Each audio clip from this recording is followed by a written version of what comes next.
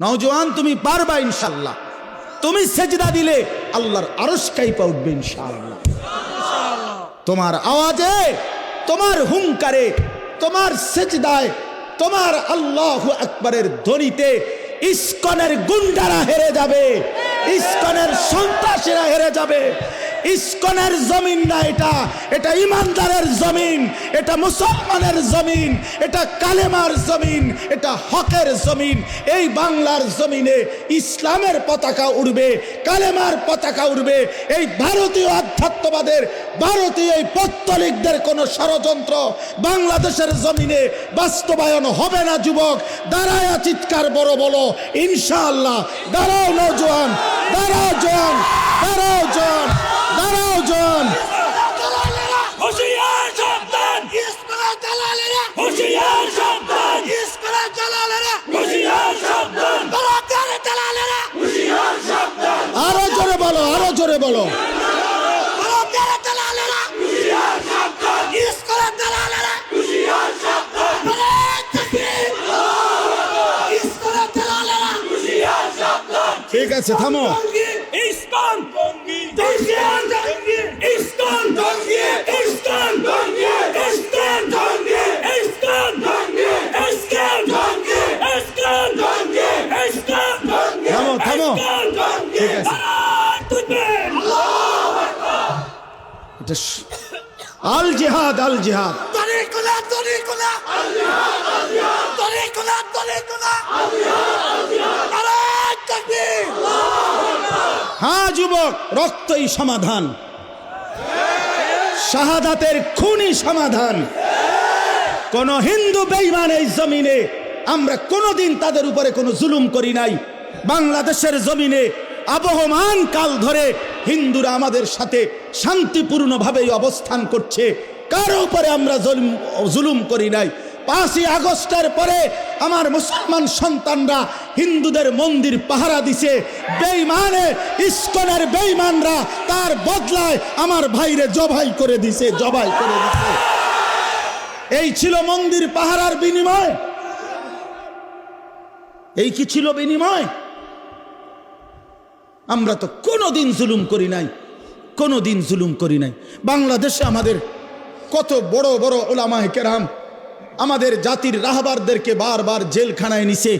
আমাদের আল্লামা মামুনুল হককে জেলে নিছে, আমাদের আল্লামা সাখাওয়াত হোসেন রাজিকে জেলে নিছে, আমাদের গাজী ইয়াকুব উসমানী ভাইকে জেলে নিছে, আমাদের শত শত উলামায়ে কেরামকে জেলে নিছে।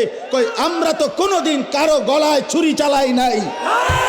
তাহলে তোরা বেঈমান, তোদের একজন বেঈমানের কারণে ওই বেঈমান নারী লোভী, ওই বেঈমান কিশোর বলাৎকারকারী, ওই বেঈমান যৌন নির্যাতনকারী, ওই চিন্ময় কৃষ্ণ দাস একটা অসভ্য, একটা নরপশু, একটা নরপশু, ওই বেঈমানের কারণে মুসলমানের গলায় ছুরি দিলি কেন?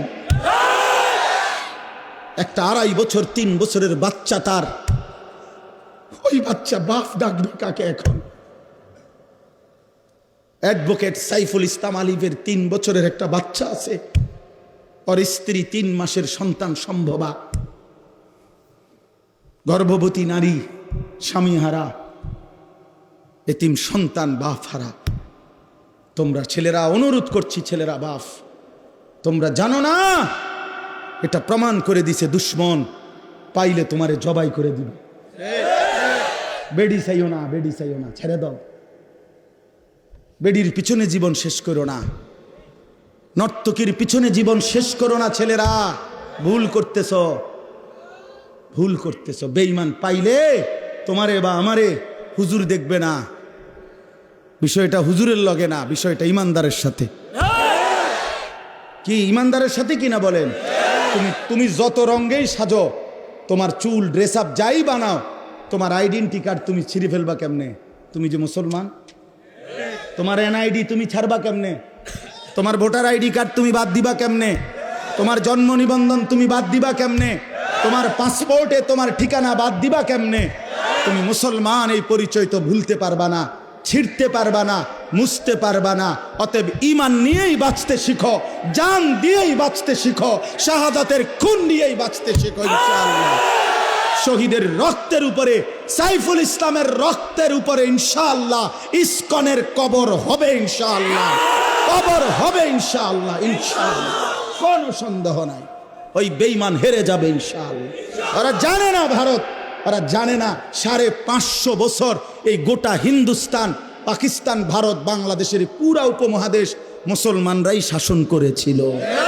তুমি সংখ্যা কম মনে করছো, হ্যাঁ মুসলমান, তোমার 110 কোটি না 310 কোটি হোক, ইমানদার অল্পই অসংখ্য বেঈমানের মোকাবেলায় যথেষ্ট। আমার ছেলেরা যেদিন জাগবে, আমার নওজোয়ানরা যেদিন জাগবে, সেদিন ভারতের আব্বাও টিকবে না ইনশাআল্লাহ। আল্লাহ আমাদেরকে তৌফিক দান করেন, আল্লাহ আমাদেরকে হিম্মত দান করেন, আল্লাহ আমাদের যুবকদেরকে আগামীর ইসলামের জন্য কবুল করে নেন। আগামীর স্বপ্ন দেখি আমরা তোমাদেরকে নিয়ে ইনশাআল্লাহ। আমি চলে যাই, কোনো সমস্যা নাই। আনিসুর রহমানের রক্তে জমিন ভেসে যাক, কোনো অসুবিধা নাই। এমন 2, 4, 10, 50 জনের রক্ত ঝরলে কিচ্ছু হবে না, ওই রক্তে ঈমানের পতাকা উড়বে ইনশাআল্লাহ। আল্লাহ তৌফিক দান করেন।